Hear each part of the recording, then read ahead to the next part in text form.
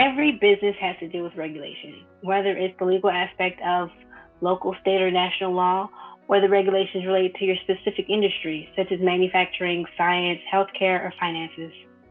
Every business has to deal with some sort of regulation in order to stay in business.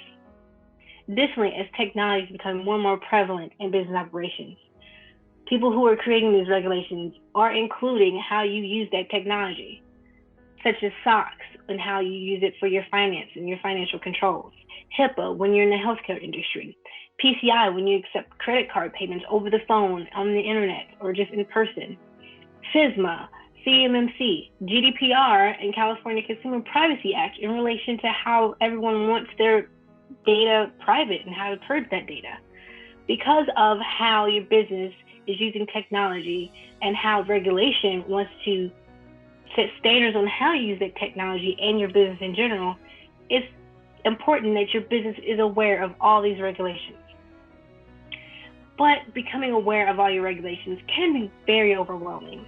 It can be stressful because they change, because you don't know if they apply to you.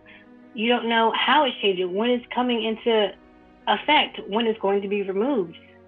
The political landscape in general, it just makes it difficult to keep track of all the regulations, especially if you're trying to do business on a larger scale and become more flexible. If you're trying to do business in another country, there are regulations there.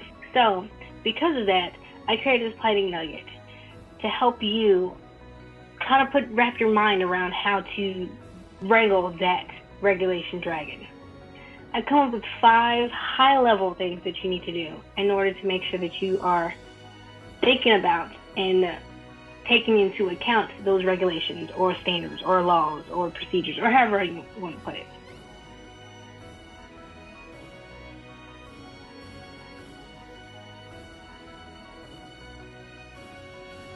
First, you need to understand your industry. Be specific with your industry and your business. What industry are you in? How do you do your business? Who do you work with? How do you accept payments? What are your customers? Are they nonprofits? Are they government agencies? How big are those? Do they have their own regulations? Are you providing services for them that they're delegating to you that they may have to be compliant with according to what they're doing?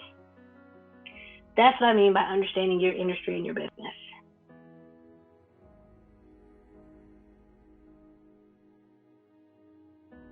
Second, you need to review what regulations you're subjected to. You can go to certain websites like NIST.gov, CISA.gov, the EPA.gov. Those federal websites and any other governmental website, as well as nonprofit agency like ISO or the GDPR, where they have those regulations, you can go to those websites and determine what those regulations are, review them, peruse them, and understand them.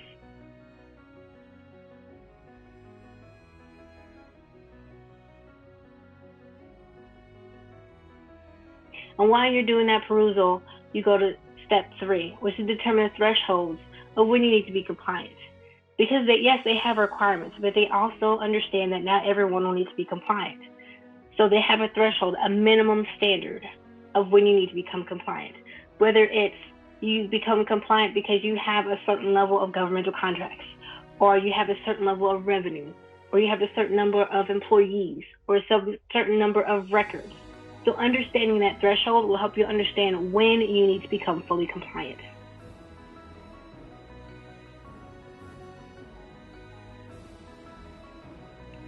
Fourth, you need to understand what the consequences are of noncompliance, whether in part or in whole, because that can make you understand the risks associated with noncompliance, and you can determine what your steps are.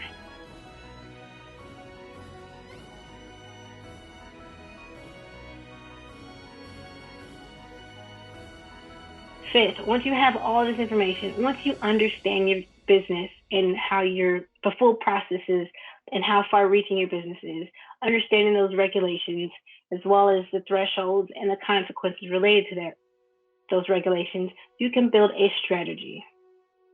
This strategy will be based off of that regulation. So for example, if you don't meet that threshold, how long do you think before you'll meet that threshold? That's your timeline. because you want to become compliant before it's required that you become compliant.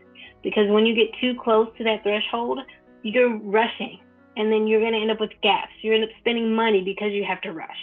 You end up playing catch up and becoming very reactive.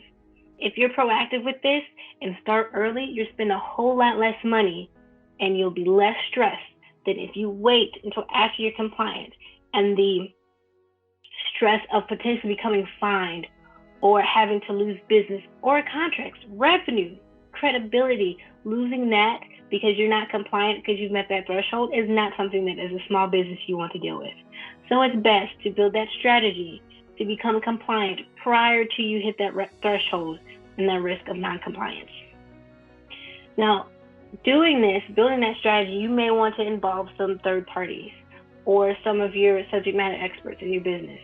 Involving legal is a very good thing. Involving maybe your HR or your compliance department, your IT department, definitely. All those people need to be involved in this strategy because they can let you know how long it'll take, the steps that need to take, fully understanding those regulations and that strategy. Building that strategy on how you're going to become compliant prior to meeting that threshold and that threat of non-compliance is key to making sure that you're doing the right thing. And that's your planning nugget for the day. Thanks and have a great day.